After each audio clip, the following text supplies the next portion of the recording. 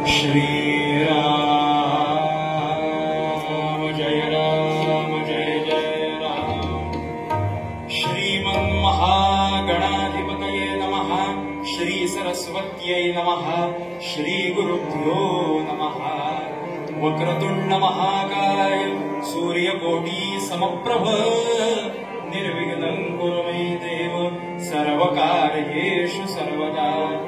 गुरुर्ब्रह्मा गुरुर्विष्णुः गुरुर्देवो महेश्वरः गुरुः साक्षात् परब्रह्म तस्मै श्री गुरवे नमः। भरतकुलभाग्यकलिके भावरसानंद परिणते सारे जगत अखिल मोहनकले जय जय रंगानि देवते राम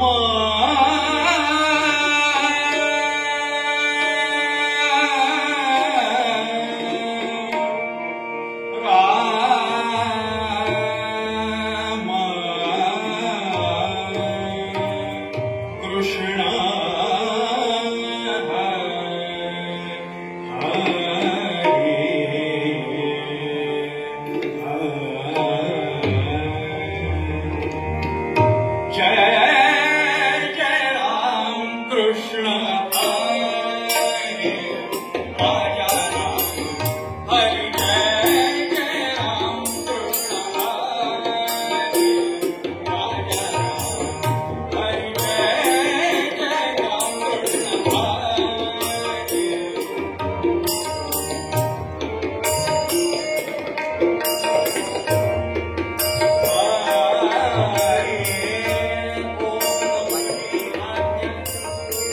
वेद प्रतिपाद्या जय जय स्वसंवेद्या कल्याणानां निधानं कलिमलमथनं पावनं पावनानां पाथेयं यनुषसपरिपदपदं प्राप्तये प्रस्थितस्य विश्रामस्थानमेकं कविवरवरसां जीवनं सज्जनानां बीजधर्मद्रुमस्य प्रभवद्भवताम्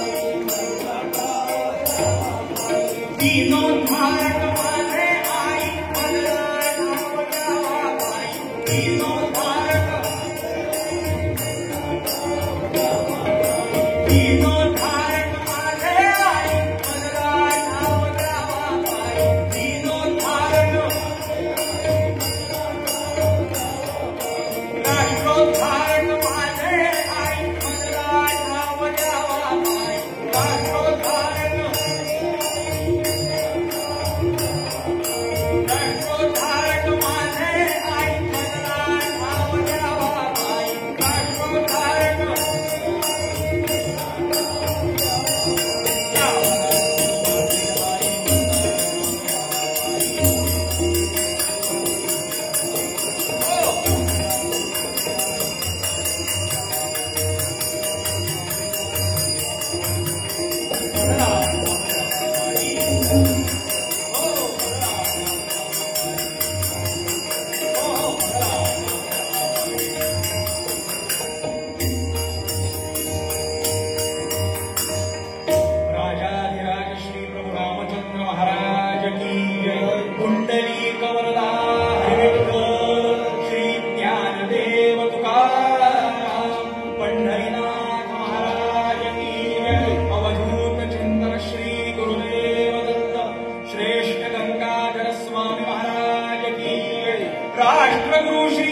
समर्थ रामदास स्वामी महाराज की, भारत माता की, गो माता की, आर्य सनातन वैदिक हिंदू धर्म की, छत्रपती शिवाजी महाराज की, छत्रपती शंभूराजे महाराज की, नमः पार्वती पते हर हर, श्री भगवान स्थानेश्वर महाराज की. सगळ्यांनी मोठ्यांना म्हणायचं जय श्रीराम, जय श्रीराम, जय श्रीराम, जय जय रघुवीर समर्थ.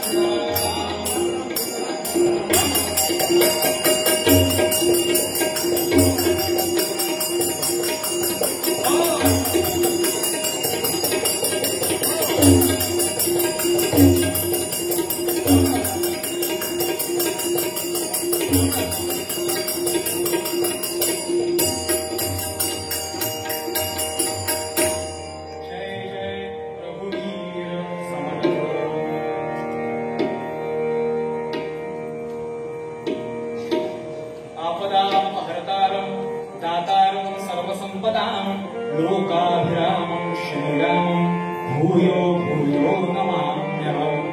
नमस्ते शारदे देवी सरस्वतीमतिप्रदे वसत्वं मम जिह्वाग्रे सर्वविद्याप्रदाः। इत्येषा वाङ्मयपूजा श्रीमच्छङ्करपादयोः अर्पिता तेन देवेश प्रीयतां मे सदा शिवः।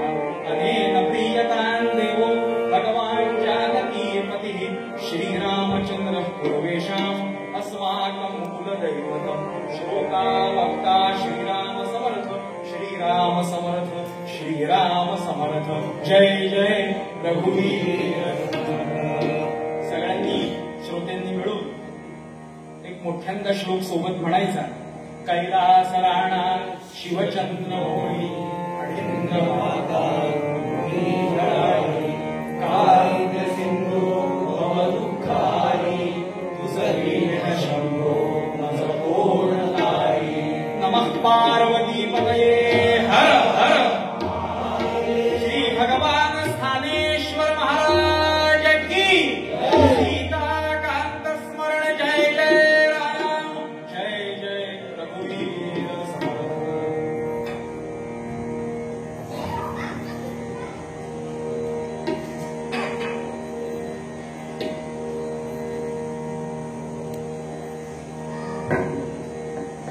भगवान श्री स्थानेश्वर महाराज सकल स्थानिक देवता भगवान श्री प्रभू रामचंद्र महारुद्र हनुमंत आणि उपास्य दैवत सज्जनगड निवासी श्री समर्थ रामदास स्वामी महाराज यांच्या चरणांशी आपण सगळ्यांनी मिळून नमस्कार करायचा। भगवान स्थानेश्वराची कृपा ज्या ह्या गावावरती आहे असं हे किंजवडे गाव, या सर्वांनी आपण बसलेले सर्व श्रोतृवर्ग यांनी मिळून भगवान स्थानेश्वराच्या चरणी नमस्कार करायचा। श्रोत्यांमध्ये गेले अनेक वर्ष परंपरा या कीर्तनाची सेवा इथे सांभाळणारे आपले पंत बुवा पंत मराशी बुवा इथे आहेत। आमचे दोन्ही उत्तम साथीदार, त्या सगळ्यांच्या मोठेपणाबद्दल आदर व्यक्त करूया आणि जी काही वेळ 2-2.5 तासाची कीर्तना करता आजच्या या एकादशीच्या पर्वाच्या निमित्तानं मला दिलेली आहे त्याचं सार्थक करण्याचा प्रयत्न करूया। जे संत सत्पुरुषांनी विचार करून ठेवलंय वाङ्मय, आपल्याला काही करायचं नाहीये बरं का। कीर्तन म्हणजे काय माहितीये का श्रोते हो, कीर्तनकार जो आलेला असतो त्याची ओळख काही तुम्हाला नसते। 2-4 लोक जो सोडली मंदिरामधली तर कोणाशी ओळख नसते, फक्त नाव आपण वाचतो आणि कीर्तनाला येतो बरं का। कीर्तन त्यालाच म्हणतात की कीर्तनामध्ये वेगळा रंग आणावा लागत नाही श्रोते हो। म्हणून मगाशी मी आपल्याला म्हटलं त्याप्रमाणे की कीर्तनकाराची ओळख असण्याची आवश्यकता नाही। कीर्तनकाराने पुंडलिक वरदा म्हटलं की श्रोत्यांनी हरी विठ्ठल हे त्यांच्या मुखातून आपोआप येणारच बरं का। या पद्धतीनं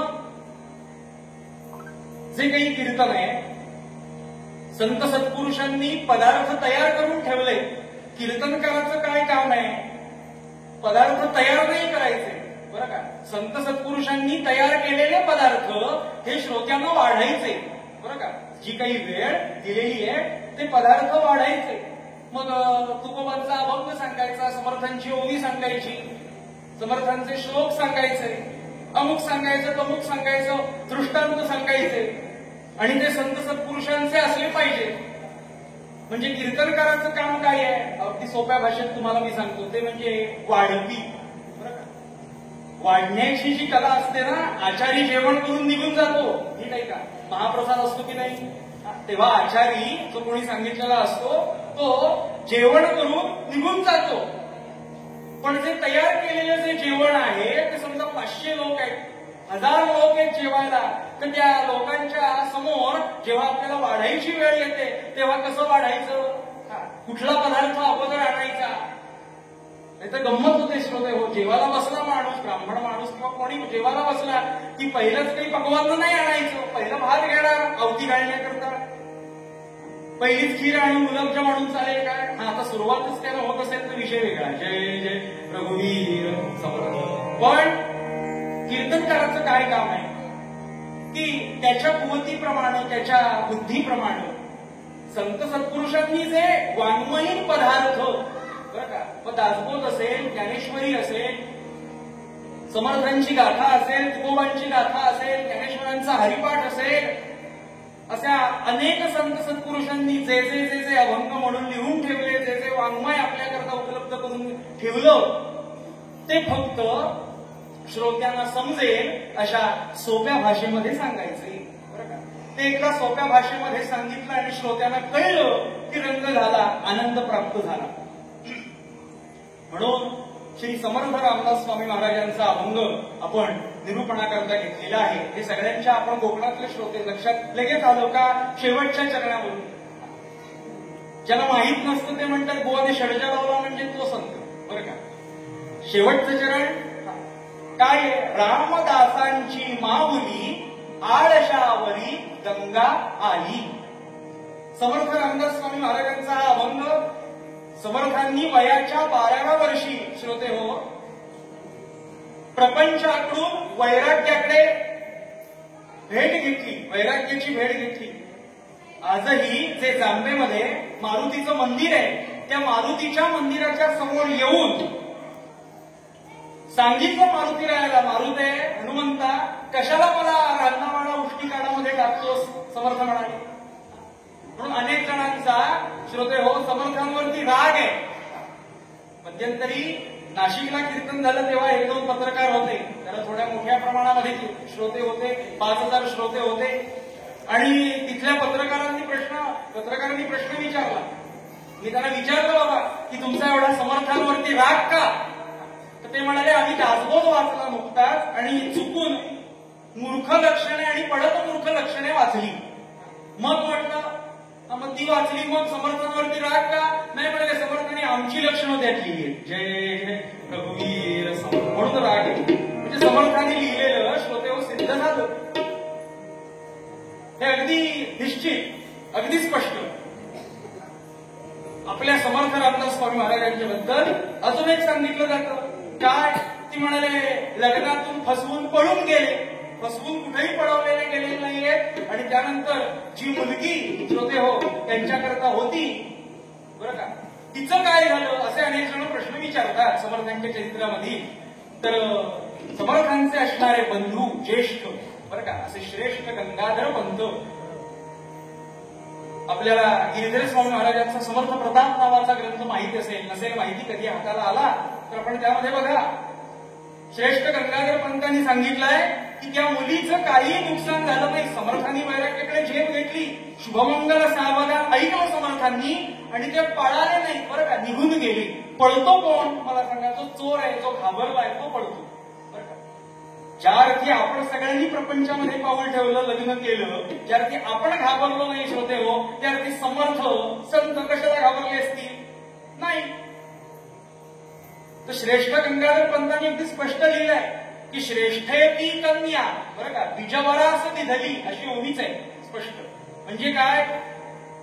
जालना जिल्हा, अंबड तालुका, इथून एक कुलकर्णी नावाचा बीजवर मुलगा आलेला होता त्या लग्नाला. जेव्हा समर्थ म्हणजे नारायण, समर्थांचं नाव हे नारायण, नारायण जेव्हा हा निघून गेला लग्नातून, समर्थ निघून गेले, तेव्हा चिंता वाटली. अजून 20-25 मिनिटं होती मुहूर्ताला.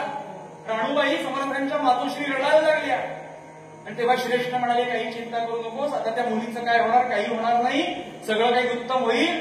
कुलकर्णी नावाचा अंबड गावावरून जालना जिल्हा इथून एक कुलकर्णी नावाचा बीजवर आलाय. त्याचंही वय 10-12 वर्षाचं आहे, मुलीचं वय 7-8 वर्षाचं होईल. म्हणून ती ओवीच आहे. काय? श्रेष्ठे ती कन्या, बरं का, ती कन्या बीजवरास दिधली, म्हणजे कुलकर्णी नावाच्या पुत्राला, मुलाला दिली. बरं का, कुठेही त्या मुलीचं नुकसान झालेलं नाही. अशा श्री समर्थ रामदास स्वामी महाराजांनी जो अभंग आपल्याकडे निरूपणाकरता ठेवला. समर्थ म्हणतात की माणसाचं जीवन कसं जातं मला कळलं. म्हणाले, 12व्या वर्षी निघून जावं, प्रपंच न करता निघून जावं, हे मला कळलं. पण अनेक जणांना कळत नाही.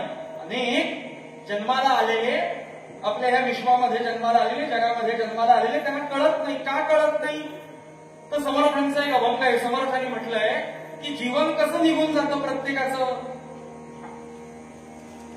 गद्यातच म्हणतो, पद्य भरपूर झालं. समर्थ म्हणाले, कसं जीवन निघून जातं? ते म्हणाले सावधान सावधान वाचे बोला राम नाम, अशी अभंगाची सुरुवात आहे. सुरुवात समर्थांचे आवडते 2-3 शब्द आहेत, तसे बरेच आहेत, पण 2-3 शब्द अतिशय आवडते. ते म्हणजे पहिला म्हणजे आवडता शब्द कुठला? सावधान. दुसरा सदाचार आणि तिसरा विचार. बरं का? असे बरेच आहेत, विवेक, असे बरेच शब्द आवडते समर्थांचे.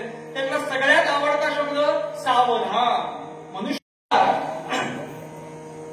की माझं लग्न आहे, माझा विवाह ठरवलाय राणूबाईंनी, ब्राह्मण मंडळी, कुठलीही गुरुजी मंडळी मंगलाष्टक झालं, संपवताना शुभमंगल सावधान म्हणतात. बरोबर आहे.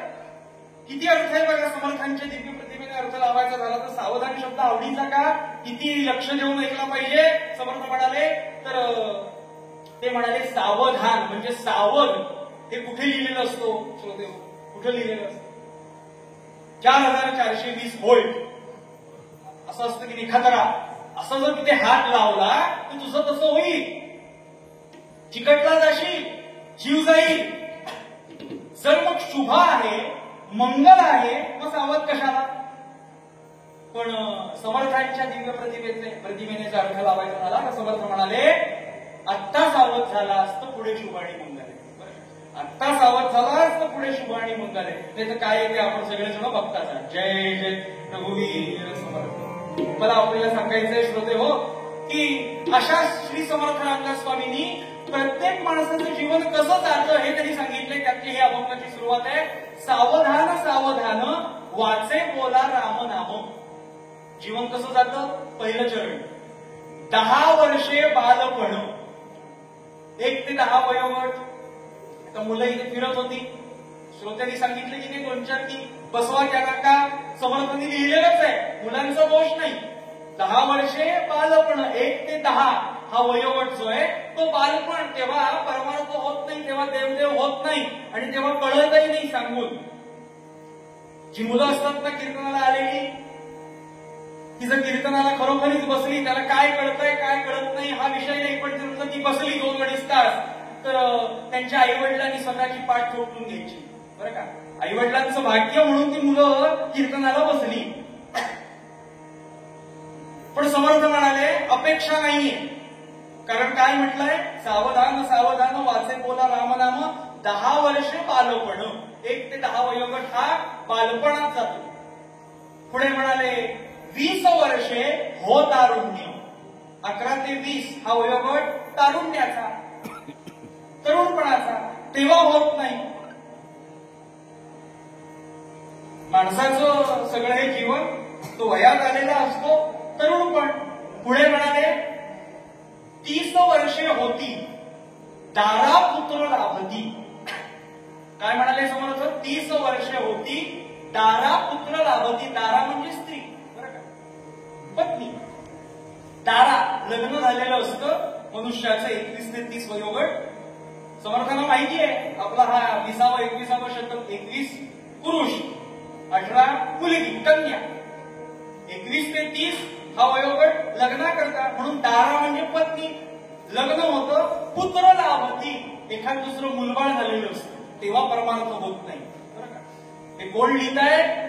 12व्या वर्षी ज्या श्री समर्थांनी प्रपंचाची गाठ सोडली आणि परमार्थाची मिठी पत्करली ते समर्थ लिहिताय. 10 वर्षे बालपण, 20 वर्षे हो तारुण्य, हिसाची होय भरती दारा पुत्र लाभती. पुढे म्हणाले 40 वर्षे होती डोळाचेही क्षिती येते. बरं का? म्हणजे काय? तर बघा लहान मुलांमध्ये शक्ती फार असते. जेव्हा भगवान देव जन्माला घालतो ना तेव्हा ती लहान मुलांकडे बघा शक्ती असते. इथून तिथे किती धावत पटकन जातील आपल्याला माहिती नाही, अशी ताकद असते त्यांच्याकडे. पण जशी भगवान ताकद देतो जन्माला आल्याबरोबर, तशी आता वय जसं पुढे सरत जातं, पुढे पुढे होतं, तसं तसं एक एक एक एक ताकद कमी व्हायला लागते. 40 वर्षे होती डोळाचंही क्षिती येते. म्हणजे डोळ्यांना दिसणं कमी होतं, चष्मा लागतो, ऐकू कमी येतं, अनेक अनेक एक एक विकार ह्या देहाचे होत जातात. पुढे समर्थांनी मजेशीर म्हटलंय 50 वर्षे होती श्यामकेस शुभ्र होती. श्यामकेस शुभ्र होती. पण काही जण त्याच्यावर गंमत करून काय करतात, लग्न म्हणजे काय असलं की गोदरेज गार्नियर अजून काय काय वापरतात आणि पुन्हा त्याला श्याम करीती. 50 वर्षे होती श्याम केस शुभ्र होती.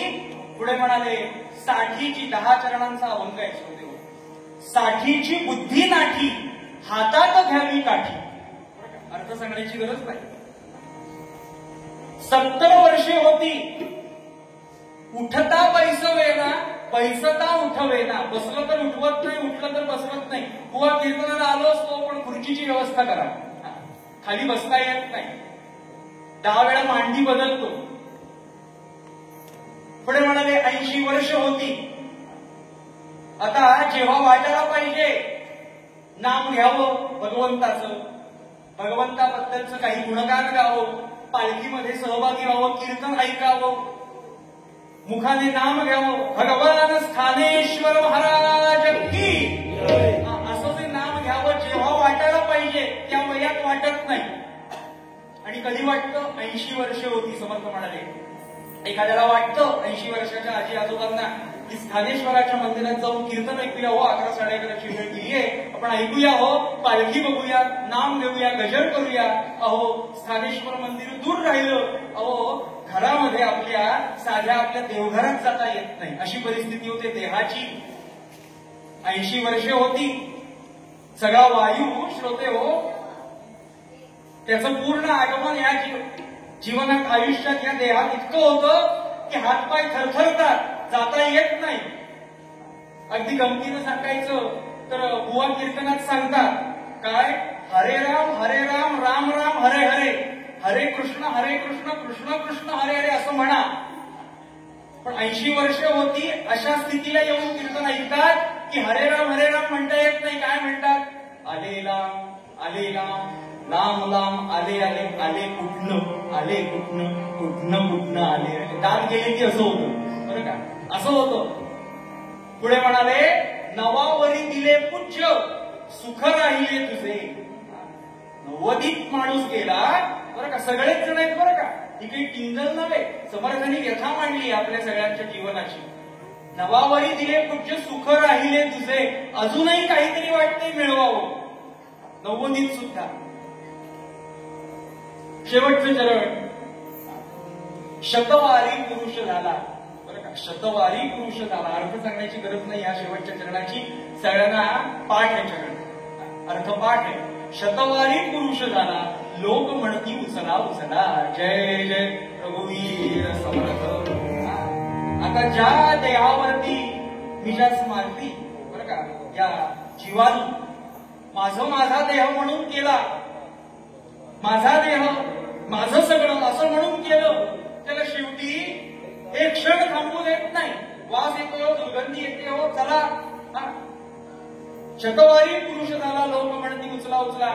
समर्थ म्हणतात 10 वर्षापासून म्हणजे पहिल्या वर्षापासून ते 100व्या वर्षीपर्यंत जे काही प्रत्येकाचं आयुष्य आहे, अर्थात तुम्ही म्हणाल आता 100 वर्ष माणूस कुठे जगतो, कोणी 60, कोणी 70, कोणी 80.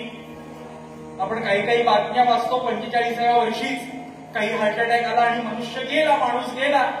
पण समर्थांच्या जर दिनचर्येप्रमाणे माणूस वागला तर माणूस 90 ते 100 वर्ष आजही या 20व्या-21व्या शतकामध्ये माणूस त्याप्रमाणे जगू शकतो निरोगी. आजही आपल्या गावात अशी प्रत्येक गावामध्ये अशी आजोबा आजी अशा असतात की ब्लड प्रेशरची गोळी नाही, 80 आहे 90 आहे, अजून ठणठणीत आहे, उठतात बसतात, अशा अजून माणसं असतात. का बरं का, जुनं तूप खाल्लंय म्हणून. जय जय प्रभुवीर समर्थ. थोडा गमतीचा भाग, कंटाळा येऊ नये म्हणून मला आपल्याला सांगायचं आहे की समर्थांच्या ह्या सगळ्या दिनचर्येप्रमाणे समर्थांच्या ओव्यात की देही आरोग्य नांदते, बाहेरचं खाऊ नका, घरातलं खा. का घरामध्ये आपल्या माऊली वर्ग जो सगळा आहे तो जेवण करताना स्वयंपाक करत असताना फोडणीच्या वापरामध्ये हळदीचा उपयोग करतो.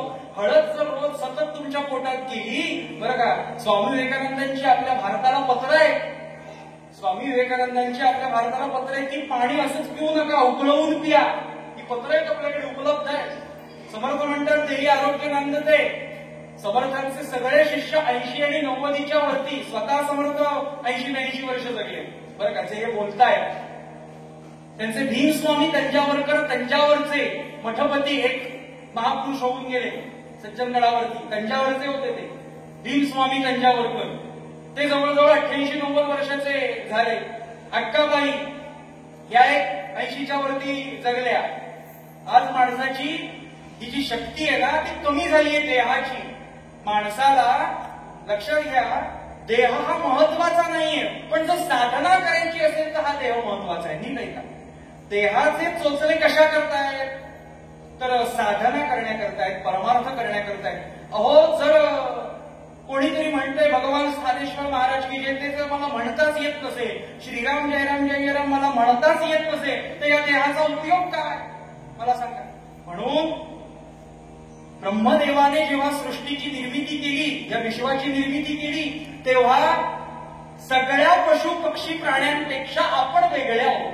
बरं का, आपण म्हणजे आपला देह, मनुष्य देह हा सगळ्यात वेगळा आहे. कसा? ब्रह्मदेवाने किती लक्ष सृष्टी निर्माण केली सगळ्यांना माहितीये? 84 लक्ष, 84 लाख प्रजाती वेगवेगळी सृष्टी निर्माण केली. त्यातले 83,99,999 एवढी सृष्टी ब्रह्मदेवाने निर्माण केली, जीव निर्माण केली. तुम्ही म्हणाल बुवा एवढ्या आहेत का हो? आपण फार फार 1000-2000 पर्यंत जाऊ शकतो, यादी करू शकतो. मुंगी, किडा, गाय, म्हैस, घोडा, गाढव, बरं का, वाघ, सिंह, एवढे 83,99,999 आहेत का हो प्रजाती? एवढ्या आहेत का पशु पक्षी प्राणी? श्रीमद भागवत ग्रंथ नाव ऐकलंय की नाही आपण? श्रीमद भागवत ग्रंथ व्यासांनी लिहिलेला जर आपण काढून पाहिला तर व्यासांनी श्रीमद भागवतामध्ये 83,99,999 या सगळ्या जीवांची यादी दिलेली आहे. बरं का, मग सर्प म्हटला की एक नाही, त्याचे किती प्रकार? बरं का, विंचू म्हटला त्याचे किती प्रकार? उंदीर म्हटले त्याचे किती प्रकार? बरं का, वाघ म्हटला त्याचे किती प्रकार? हे सगळं दिलेलं आहे व्यासांनी. 83,99,999 इतके जीव निर्माण केले ब्रह्मदेवानी, पण त्याचं समाधान झालं नाही. ब्रह्मदेव म्हणतात, अहो ज्याला मी निर्माण केले त्याच्यात कोणाच्यातच अशी बुद्धी नाहीये की त्या बुद्धीनं तो म्हणेल अहम ब्रह्मास्मी. बरं का, तत्वमसी ते तू आहेस असं कोणी म्हणणार नाही. म्हणून ब्रह्मदेवाला वाईट वाटलं, कोण निर्माण केलं? मी किडा निर्माण केला, मुंगी निर्माण केली, वाघ निर्माण केला की ज्याचा काही उपयोग नाही समाजात, मला ते ओळखूच शकत नाही. ब्रह्मदेव म्हणतात मी काय निर्माण केलं? म्हणून एक विचार केला ब्रह्मदेवानी आणि 83,99,999 नंतर एक जीव, एक देह जो निर्माण ब्रह्मदेवानी केला आणि त्याचं समाधान झालं, आनंद झाला ब्रह्मदेवाला. तो देह म्हणजे आपला देह, मनुष्याचा देह. म्हणून त्यानंतर त्याने विश्वनिर्मिती थांबवली. आपण निर्माण झाल्यावर त्यानंतर काही निर्माण केलं नाही. का? तर जे काही त्याला हवं होतं, प्राप्त करायचं होतं ब्रह्मदेवाला, ते ह्या सगळ्या देहामध्ये आपल्या मनुष्याच्या. म्हणून बघा, आपलं शरीर उभं आहे की नाही? फक्त मनुष्य देहच उभा आहे. मनुष्याचं शरीर जर आपण पाहिलं तर उभं आहे. बाकी 83,99,000 कुठलाही प्राणी आणि पशु काढा, उभा नाही. तो आडवा आहे, तिरपा आहे, काही आडवे तिरपे आहे. उभा एकही प्राणी नाही, फक्त मनुष्य प्राणी उभा आहे. उभा का ठेवलाय मनुष्याला? मनुष्याचं शरीर उभं का ठेवलंय? तर उभा असण्याचा संबंध कर्माशी आहे. बरं का, उभा असण्याचा संबंध कर्माशी आहे. पण त्यात एक गंमत झाली. वानर कधी कधी उभं राहतं. बघा नीट आहे, वानर कधी कधी उभं राहतं. ते कधी कधी उभं राहतं म्हणून ब्रह्मदेवाला शंका आली. आणि एखादी जर शंका व्यक्त करायची असेल तर संस्कृत मध्ये वा हे अव्यय लावतात, अक्षर लावतात. वा म्हणजे शंका निर्माण करण्याकरता. तसे बरेच त्याचे अर्थ आहेत. म्हणून आपण नर आणि ते वा नर. कंटाळा येत नाही ना? वा नर म्हणून आपलं शरीर उभं ठेवलेलं आहे ब्रह्मदेवाने. नीट आहे का? उभा असण्याचा संबंध कर्माशी कसा? आता हा तुमचा 5-6 दिवसाचा उत्सव आहे. काल दशमी पासून उत्सव सुरू झाला. पौर्णिमे प्रतिपदेपर्यंत आपला उत्सव असेल. तर 8-10 दिवस हे 6-7 दिवस काय असतील ते सगळ्या गावकऱ्यांची धावपळ. बरं का, सतरंजी उचल, माईक लाव, पाणी आण, अजून आण, तबला उचल, पेटी उचल, ऑर्गन उचल, अजून काय असेल, फुलं काढ, पूजा कर, पालखी उचल. माणूस इतका दमे या 6-7 दिवसामध्ये दमतो. श्रम वाटत नाहीत त्याचे, काही केलं असं वाटत नाही का सगळं त्याच्या कृपेनं होतं म्हणून. पण एकदा हे 6-7 दिवस झाले की माणूस एक शब्द वापरतो, एक वाक्य वापरतो. घरात लग्न असेल, समजा मुंज असेल, काही कार्यक्रम असेल, तर ते 2-4 दिवसाचे सगळे काही झालं, श्रम झाले की एक माणूस वाक्य वापरतो. काय? जरा चटई घालतो आणि आडवा होतो. काय म्हणतो? जरा चटई घालतो, अंथरूण घालतो आणि आडवा होतो. आडवा होतो म्हणजे तो झोपतो. आडवा झाला की त्याचा कर्माशी असलेला संबंध तुटला. जोपर्यंत मनुष्य उभा आहे तोपर्यंत तो कर्म करू शकतो. जेव्हा तो आडवा होतो तेव्हा तो कर्माच्या योग्यतेचा राहत नाही, तो प्रपंचात अडकतो, असं स्वच्छ श्री समर्थांसमोर म्हणणं आहे. म्हणून बघा ना, देहाची आसक्ती इतकी आहे, थोडं विनोदानं सांगायचं तर, की माणसाला आपल्या देहाप्रमाणे, देहाचे जसे चोचले त्याप्रमाणे वास आवडतात. तरुण पण असतो, 20 वर्षे होतारुण्य समर्थ म्हणाले, तेव्हा वास कुठले आवडतात? फॉग. माणूस वापरतो की नाही? ते आमचे गुरुजी विनोदानं सांगतात कुबेर भाऊ, की म्हणाले काही माणसं आतून तो फॉग वेगळा, बनियनवरचा वेगळा, वरचा शर्टावरून झप्प्यावरून वेगळा, असे 3-3, 4-4 एकत्र वास देहातून येतात. अरे एवढे असे वेगवेगळे 4-4, 5-5 वास येण्यापेक्षा जरा बरी आंघोळ कर की. हा कधी वास आवडतो? फॉग वगैरे सगळं सेंट कधी आवडतं? तरुणपणामध्ये आवडतं. जसं त्याचं टप्पे दिलेत समर्थांनी, कसा देहाची ही रचना कशी ती. पहिलं बालपण, मग तरुणपण. बालपणामध्ये कुठले वास ते सांगत नाही, कीर्तन सुरू आहे. बालपण, तरुणपण, पुढे प्रौढत्व, अतिप्रौढत्व, वृद्धत्व आणि अतिवृद्धत्व. 7 टप्पे सांगितलेले बरं का. मग पुढे प्रौढत्व आणि अतिप्रौढत्व म्हणजे 30, 40, 50 साधारण या वयोगटामध्ये माणूस असतो. तेव्हा कुठले वास आवडतात? अत्तर, सुगंधित अत्तर. आपणही लावतो, खिशात ठेवून देतो, येणाऱ्यालाही लावतो. का? आता ते अत्तर देहाला बरं वाटतंय. अगोदर सेंट फॉग बरं वाटत होता, आता अत्तर बरं वाटतंय. आणि एकदा का वृद्धत्वाकडे शरीर झुकलं, 60 नंतर पुढे 70, 80, 90, ती कुठले वास आवडतात? झेंडूबाम, व्हिक्स, रोल ऑन, ते उशाशी येतं. म्हणजे सुरुवात जी झाली माणसाची ती कुठून झाली आणि शेवट कुठपर्यंत गेला? समर्थ म्हणाले, पिंड उसना आणला पाचाचा. हा देहाचे चोचले किती करणार? हा देह आपण उसना आणलाय बरं का. कुठून उसना आणलाय? हे शरीर सगळ्यांचं, प्रत्येकाचं जे शरीर आहे हे आपण उसनं कुठून आणलंय? पिंड उसना आणला पाचाचा. पाचाचा म्हणजे पंचमहाभूत. उसना आणलं. आता मला सांगा, जी गोष्ट आपण उसने आणतो ती कधी ना कधीतरी परत करावी लागते की नाही? या शरीराचं सुद्धा तसंच आहे. जेवढा वेळ, जेवढा काळ आपण ही उसनी आणली आहे तिथपर्यंत काळ हा सगळ्यांना लागू आहे, फक्त मनुष्याला नाही. संतांना लागू आहे, संत सत्पुरुषांना, सज्जनांना तो लागू आहे. एवढंच कशाला? भगवंताला सुद्धा लागू आहे.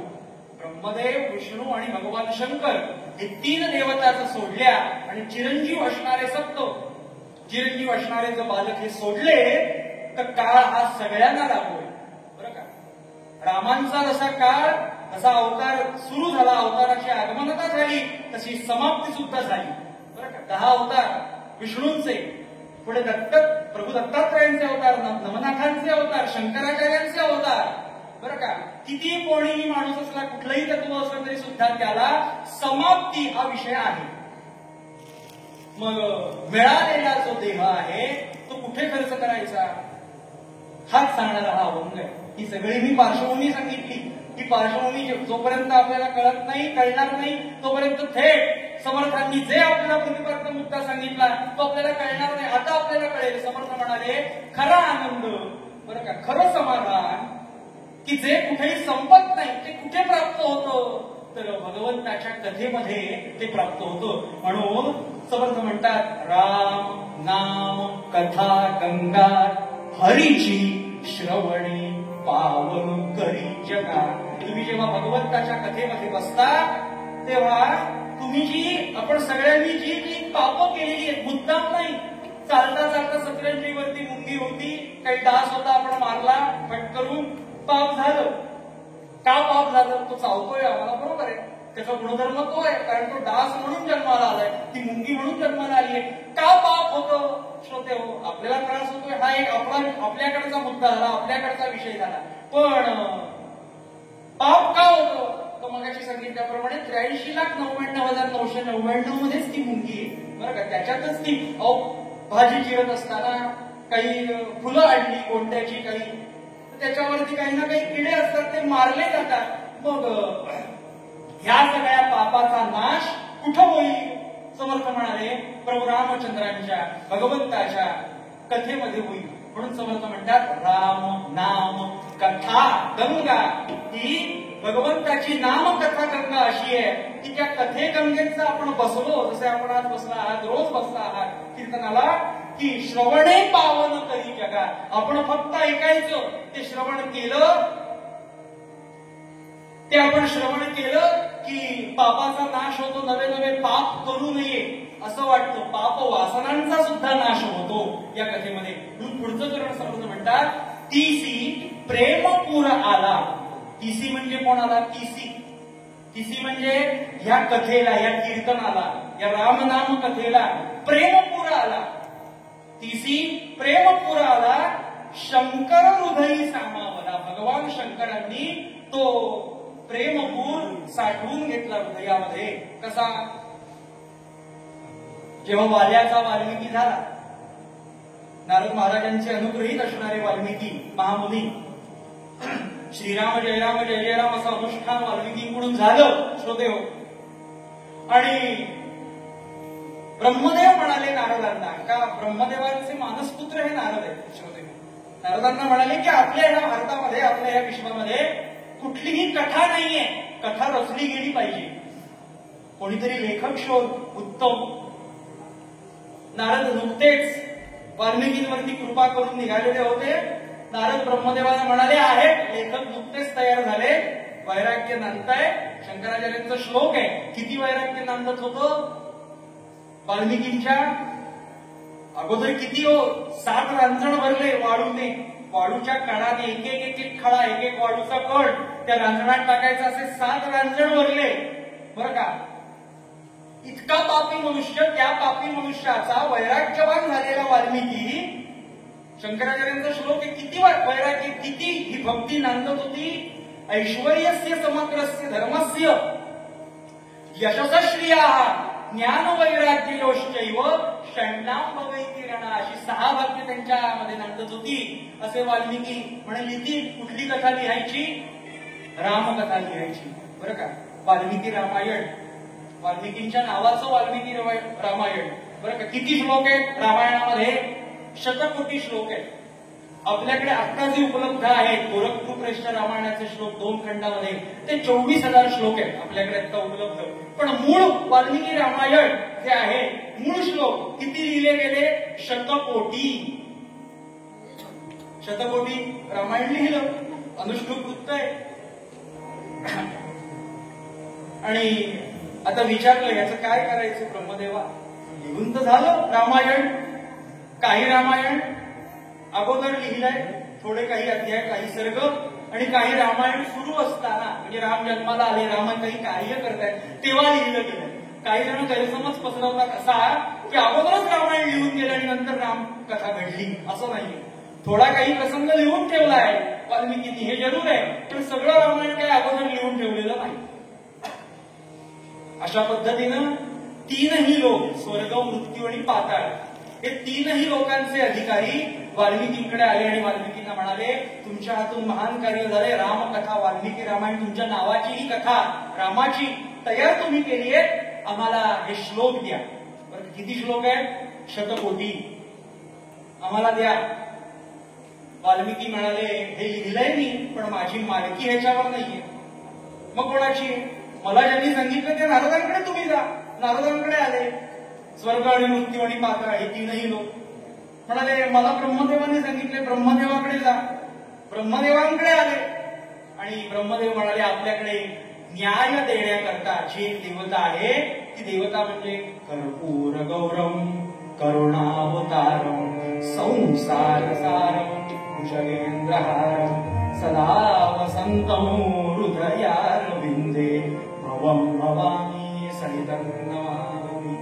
अशी भगवान शंकर, त्या शंकरांकडे जा.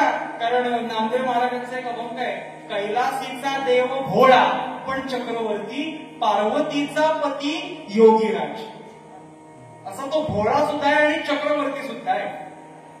भगवान शंकरांकडे आले. आता बघा, शंकर म्हणाले तुम्हाला देतो स्वर्ग मृत्यू पाताळ. ह्या तिघांना शतकोटी रामायणाचे श्लोक वाटायचे. श्लोक किती? शतकोटी. वाटायचे कसे? 100 हा आकडा गृहीत करा. कोटीतलं वगैरे गणित सोडून द्या. 100 तर अगोदर काय? 30 30 30 किती झाले? 90. उरले किती? 10. त्या 10 मध्ये 3 3 3 बरं का? म्हणजे 33 33 33 असा वाटा केला. 3 आहेत स्वर्ग मृत्यू पाताळ. रामायणाचे श्लोक वाटतायत भगवान शंकर. म्हणून म्हणाले या अभंगामध्ये समर्थ की तिसी प्रेमपुरा आला शंकर हृदयी सामावला. शंकरांनी ते साठवलं. कसं? ते मी आपल्याला सांगतोय, ते सिद्ध करतोय. आता किती? 33 33 33 म्हणजे किती वाटले गेले बघा. आपण सोपी ऐकायला सोपं जावं, कळायला कीर्तनातून आपण ऐकतोय म्हणून 33 33 असं म्हणतोय. पण खरे किती वाटले गेले? 33 कोटी 33 लाख 33,333 असे तिघांना वाटले गेले. उरला किती? एक श्लोक उरला. भगवंतांना हे सांगतात स्वर्ग मृत्यू पाताळ एवढा तुम्ही आम्हाला वाटलंय, एवढे श्लोक तुम्ही दिले, पण जो उरलाय ना एक श्लोक, तो सुद्धा आम्हाला द्या. एक श्लोक. भगवंतांना थोडा राग आला. एवढं दिलं, एवढं वाटलं, एवढे श्लोक दिले तरी सुद्धा समाधान नाही. अहो, कितीही ऐकलं, कितीही दिलं तरी त्याच्याबद्दल अजून त्याचं नाम घ्यावं, अजून त्याच्याबद्दल काहीतरी ऐकावं असं वाटतं. ती म्हणजे ती हरिकीर्तनाची कथा. एक श्लोक. आता एक श्लोक कसा वाटायचा? एकच लाडू आहे, एकच लाडू आहे आपल्या घरी बुंदीचा. मोतीचूर बुंदी म्हणजे जरा मोठा घेतो आणि 10 जण आहेत माणसं किंवा 3 जण आहेत. वाटणार कसा? थोडा थोडा वाटायला लागणार त्याचे भाग करून. तर एक श्लोक हा कसा आहे बघा. अनुष्टुप वृत्तामध्ये, अनुष्टुप वृत्तामध्ये म्हणजे प्रत्येक ओळीमध्ये 8 अक्षर, 832 म्हणजे अक्षर किती? 32 अक्षर.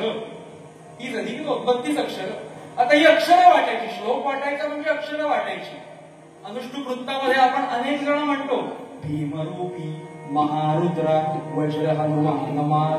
प्रत्येक खंडामध्ये श्रोते 8 अक्षर आहेत. ते अनुष्टुप वृत्त पाठ करायला सोपं श्रोते. ह्या पद्धतीने आता 32 अक्षर म्हणजे आता तिघांना कशी वाटायची?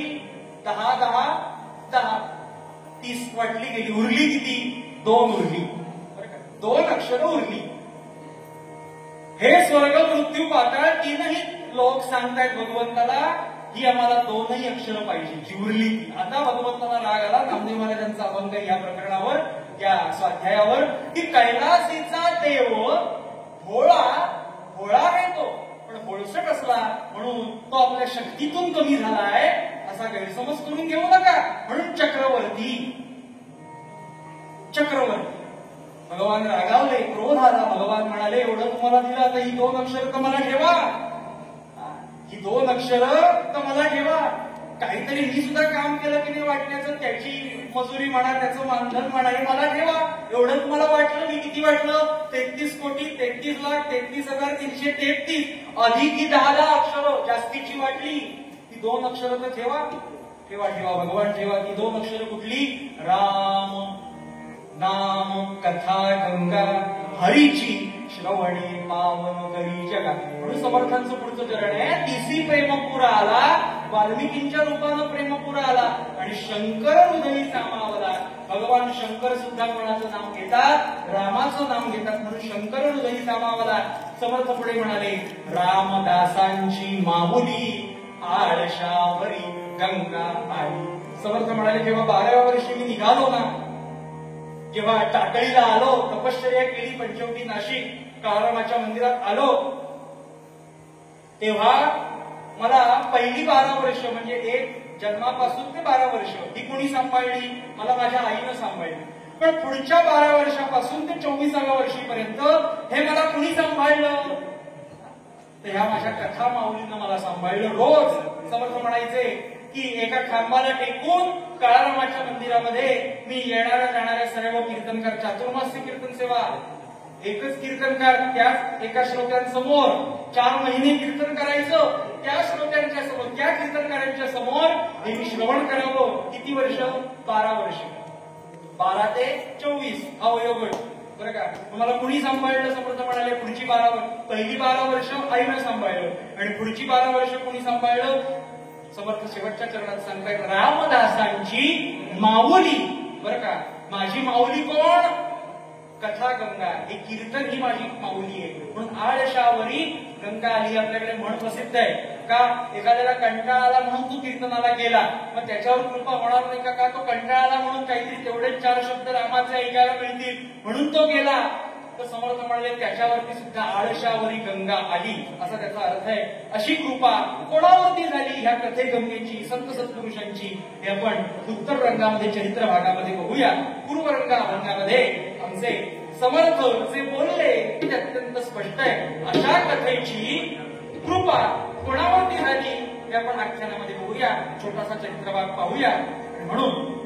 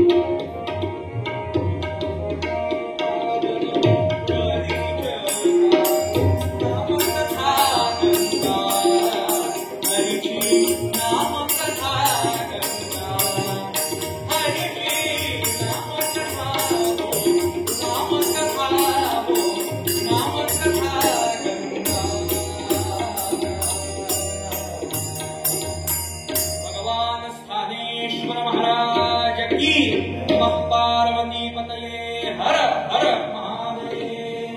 जय जय रघुवीर समर्थ.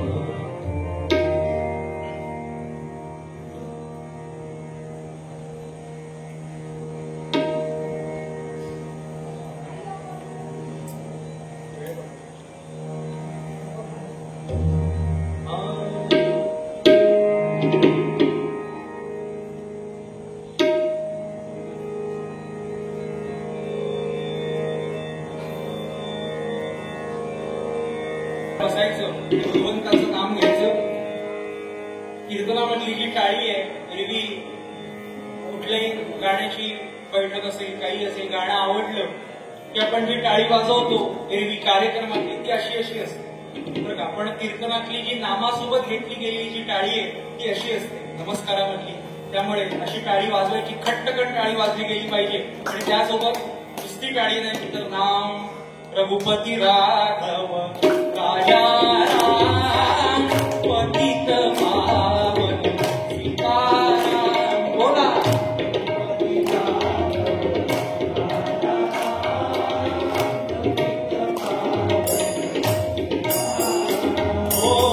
रघुपती राघव राजा राम पतित पावन सीताराम. रघुपती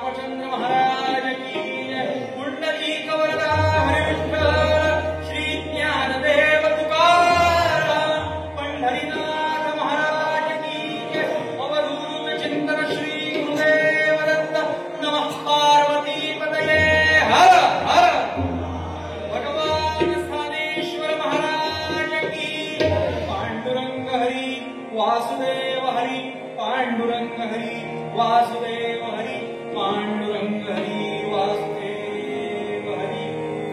प्रसंग असा आहे श्रोते हो, कार्तिकी उत्सवानिमित्त भगवान शंकरांच्या मंदिरामध्ये एकादशीच्या निमित्तानं आजचं असणारं हे कीर्तन आख्यानाची योजना करत असताना काय करावी हा एक विचार करत असताना अशी एक कथा सांगावी की ज्यामध्ये भगवान शंकरांचंही दर्शन होईल आणि ज्या एकादशीच्या निमित्तानं कीर्तन आहे अशा भगवान पंढरीनाथाचं म्हणजे पांडुरंगाचं सुद्धा दर्शन होईल असा उल्लेख ज्या कथेमध्ये आहे. अशी कथा आपण या चरित्र भागामध्ये बघूया. कुठला प्रसंग? जाता पंढरीसी सुखवाटी जाता पंढरी सुखवाटी जाता पंढरी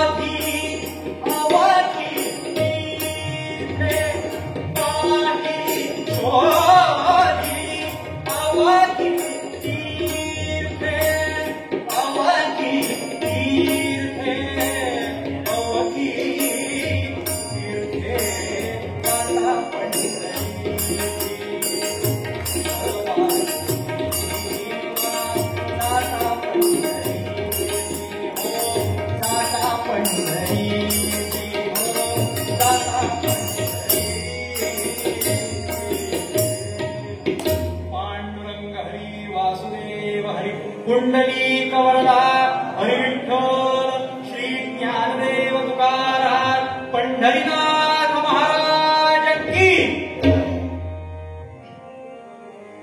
श्रोते हो, पंढरपुरामध्ये पांडुरंगाच्या समोर श्री नामदेव महाराजांचं कीर्तन सुरू आहे. पांडुरंगाच्या समोर म्हणजे पांडुरंग नामदेवांच्या कीर्तनात नाचत असे म्हणून पांडुरंगाच्या समोर असं म्हणायचं. मग कुठे होतं नामदेवांचं कीर्तन सुरू?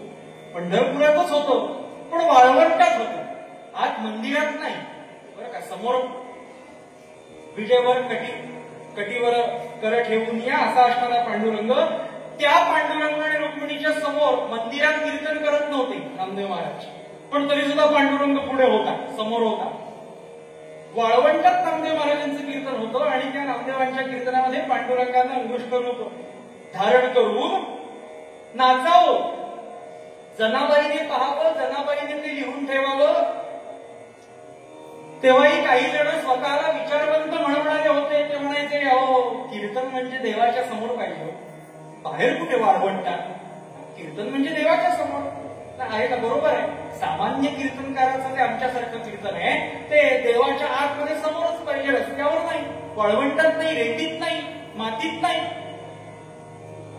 पण नामदेव महाराजांनी सुद्धा त्यावर उत्तर द्यावं. काय फार वय नव्हतं, 12-15 वर्षाचंच वय नामदेव महाराजांचं. नामदेव महाराजांनी म्हणावं बरोबर आहे, कीर्तन आतमध्ये देवाच्या समोर, पण कीर्तन कोणा करताय? नामदेवांनी विचारलं तर म्हणाले देवा करता, पांडुरंगा करता. त्याच्या करताय ना, पण त्याला जर ऐकायचं असेल तर तो बाहेर येईल. नामदेव महाराज काय म्हणताय? त्याला जर ऐकायचं असेल तर तो बाहेर येईल. किती अधिकार नामदेवांचा?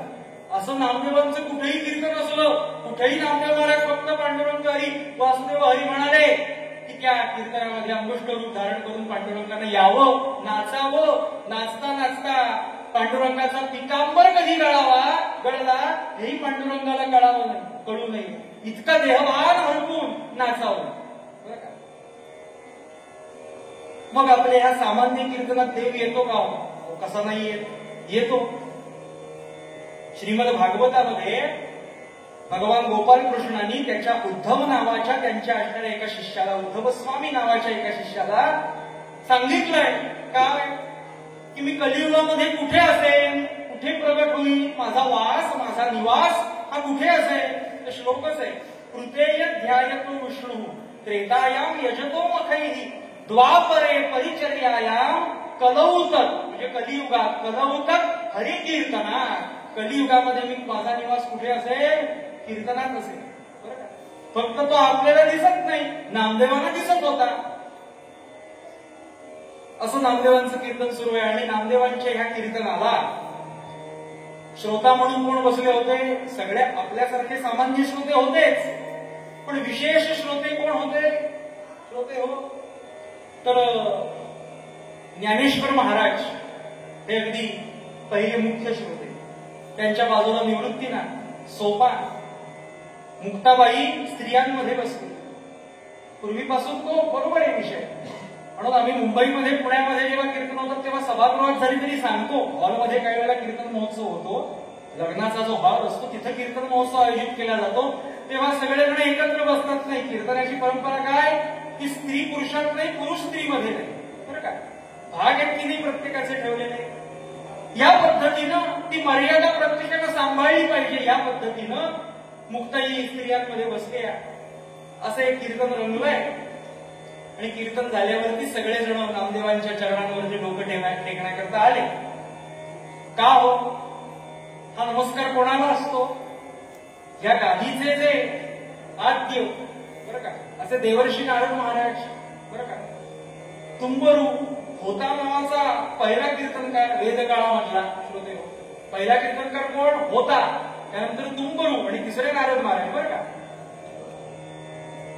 मग पुढे सगळी परंपरा सुरू झाली, शंकराचार्य वगैरे वगैरे, मग ज्ञानेश्वर महाराज आणि आता या 21व्या शतकातले सामान्य कीर्तनकार.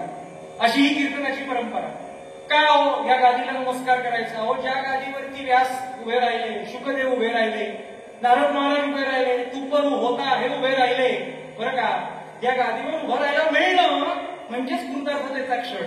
बरं का? कृतार्थता प्राप्त करणं, कृतार्थ झालं जीवन असं म्हणण्यासारखं आहे. सगळ्यांनी नमस्कार करावा. आणि ज्ञानेश्वर महाराज आणि निवृत्तीनाथांनी नमस्कार करून पटकन आतमध्ये पांडुरंगाच्या समोर जावं. मंदिर बरंच लांब होतं, वाळवंटात किती धावत धावत ज्ञानेश्वर महाराज गेले. ज्ञानेश्वर महाराज कुठे गेले हे बघण्याकरता निवृत्तीनाथ त्यांच्यासोबत गेले. बरं का? निवृत्तीनाथ त्यांच्यासोबत गेले. पांडुरंगाच्या समोर उभे राहिले. पांडुरंगाच्या समोर हे संत सत्पुरुष गेले ना की पाषाणातला, दगडातला तो देव तो बाहेर येत असे आणि अलिंगन देत असे. बरं का?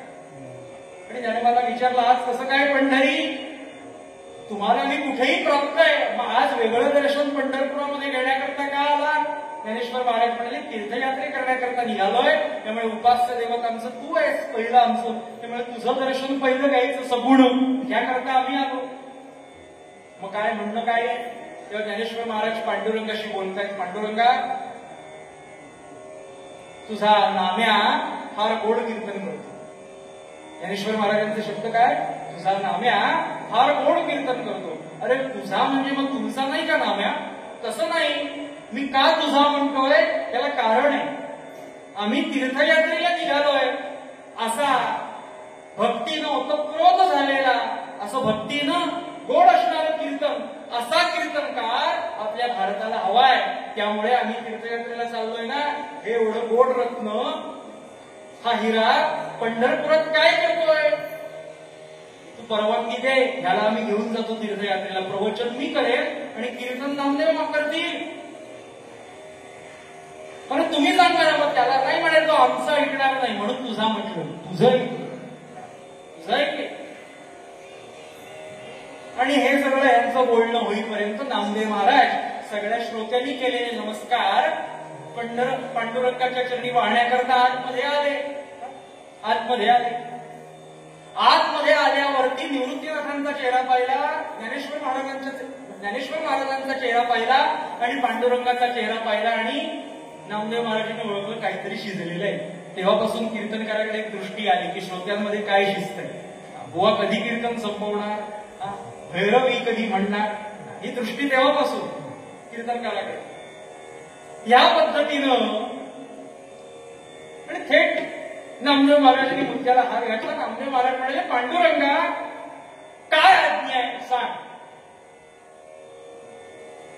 पांडुरंग म्हणाले, अरे नामदेवा, माझं असं म्हणणं आहे, तुमचं हो माझं असं म्हणणं आहे की हे सगळेजण तीर्थयात्रेला निघाले. ज्ञानेश्वर, निवृत्ती, सोपा, मुक्ताबाई, गोरा कुंभार आहेत, सावतामाळी आहेत, सगळेच संत.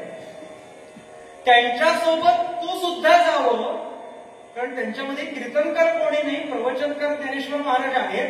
निवृत्तीनाथ प्रवचन करतील लोकांकरता, पण कीर्तनकार कोणी नाही, तर तू जावं अशी त्यांची कोणाची तुमची का. आता पकडलं बरोबर शब्दामध्ये. अरे नाही, माझी इच्छा आहे, आता त्यांची इच्छा आहे. खोटं बोलू नका भगवंता. भक्त असा एकमेव आहे की जो भगवंताला कचाट्या भाग पाडतो भगवंताच्या मुखातून जे काही येतं त्या पद्धतीनं. खरी कोणाची इच्छा आहे, अरे आमची दोघांची इच्छा आहे. तशी नाही, खरी कोणाची इच्छा आहे मी त्यांच्यासोबत जावं. तुझी तर इच्छा नाही, तुझी जर इच्छा असती तर इतके वर्ष 12-15 वर्ष तुझ्या पंढरपुरात राहिलो असतो का. मी कीर्तनकार झाल्यापासून मला तू बाहेर नेलं असतंस, बाहेर सोडलं असतंस. नाही, ही तुझी इच्छा नाही, त्यांची इच्छा आहे. अरे पण जा ना. नाही, एवढं सोडून कोण पांडुरंगा, मी कुठेही जाणार नाही. पण पांडुरंग म्हणाले, तू का जात नाहीस. नामदेव म्हणाले, तुला जर मी एक क्षण पाहिलं नाही तर माझा जीव कासावीस होतो. नामदेव म्हणतात, तुला जर मी एक क्षण पाहिलं नाही तर माझा जीव कासावीस होतो. आजही काही माणसं आहेत की नाही, कुठूनही लांबून आले प्रवास करून की पटकन आपल्या ग्रामदेवतेचा चेहरा बघतात की नाही. काही नवीन गाडी घेतली, नवीन काही घेतलं, काही केलं की पहिलं देवाला दाखवण्याची पद्धत आहे, पूजा गुरुजीकडून करून घ्यायची पद्धत आहे. अहो तो काळ 750 वर्षापूर्वीचा. किती अजून भक्ती असेल अंतःकरणामध्ये, हृदयामध्ये. कीर्तनकार कोणी नाही, तू का जात नाही. आणि तुला जर पाहिलं नाही एक क्षण तर माझा जीव कासावीस होतो. पांडुरंग म्हणाले, जर मी तुला दिसलो तर मग जाशील, पण कसा दिसणार तू. मला तुझं हे रूप बघण्याची सवय, बाहेर तू कसा दिसणार. दिसलं तर जाशील काय ओळख सांग. हो म्हणाले, जात. काय कर. तर भगवंताच्या मुखामध्ये अभंग आहे की देव म्हणे नाम्या पाही. बरं का, देव म्हणे नाम्या पाही, ज्ञानदेव मीच आहे, तो आणि मी. बरं का, तो म्हणजे कोण, ज्ञानेश्वर महाराज. तो आणि मी नाही तुझा. बरं का, ज्ञानदेव आत्मा माझा. तुला जर आठवण आली आणि वाटलंच पंढरपुरामध्ये जसं हे रूप आहे तसं रूप कटीवर हे बघावं, तर काय कर. तुझ्या पाठीमागे ज्ञानोबा चालत असतील, त्या ज्ञानेश्वरांकडे वळून बघ, पाठी गोल वळ आणि ज्ञानेश्वरांकडे बघ, आणि ज्ञानेश्वरांच्या ठिकाणी तुला मी दिसे. बरं का, ज्ञानदेवा आत्मा माझा. नामदेव महाराज म्हणाले, चला येतो तीर्थयात्रेला. आणि म्हणून तीर्थयात्रेला निघाले. कोण कोण होते. नामदेव आणि सावतामाळी. उभी. नामदेव आणि सावतामाळी, गोरा कुंभारानी ही सर्व संत मंडळी, भजन करिता वेळोवेळी उच्च स्वरे हरिनामे. पंढरीनाथ महाराज की. असा गजर करीत करीत पंढरपुरातून निघाले. पंढरपुरातून दौंड मार्गे, पुण्यामार्गे फार मोठा प्रवास आहे, फार मोठं चरित्र. जेव्हा गोंदवल्यामध्ये सज्जनगडावर 15-15 महिना जेव्हा कीर्तन करायचं असतं तेव्हा हेच चरित्र मी 5-6 दिवस सांगतो. मधले काही प्रसंग आहेत. थेट मला भगवान शंकरांचं दर्शन होईल त्या प्रसंगापर्यंत यायचंय. कसे आले. पंढरपुरातून दौंड मार्गे, पुण्यामार्गे, त्या घाटातून पुढे. बरं का, कर्जतचा जो घाट आहे त्या घाटातून खाली उतरले. बरं का, कल्याणपर्यंत आले आणि कल्याणला तोंड फिरवलं बरं का. कोणी मुंबईतलं असेल त्याला कळेल, कल्याणला तोंड फिरवलं, पुढे आले नाही बरं का, व्ही आकार बरं का. कल्याणला तोंड कुठे फिरवलं, कसारा घाटाकडे फिरवलं बरं का. टिटवाळा आसनगाव ह्या भागाकडे तोंड फिरवलं आणि कसाराच्या इथला इगतपुरीचा बरं का जो घाट आहे त्या घाटावरती आला. कुठलं तीर्थक्षेत्र आहे त्या इगतपुरीच्या ह्या घाटामध्ये, कसारा घाटामध्ये? अरे या परी तीर्थे करिता मोरोपंतांची आळी आहे. या परी तीर्थे करिता देखियले तीर्थ ते कपिल धारा. हो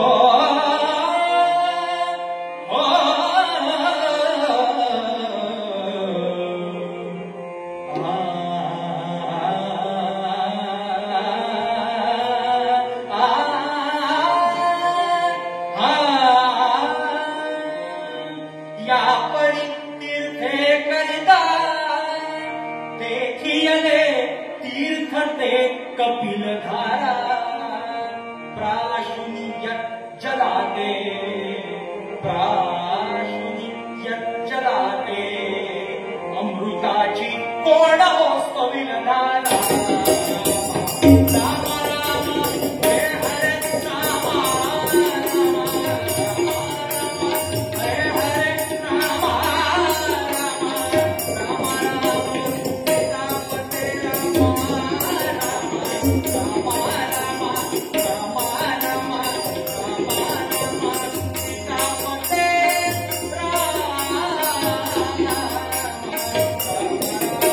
Thank you.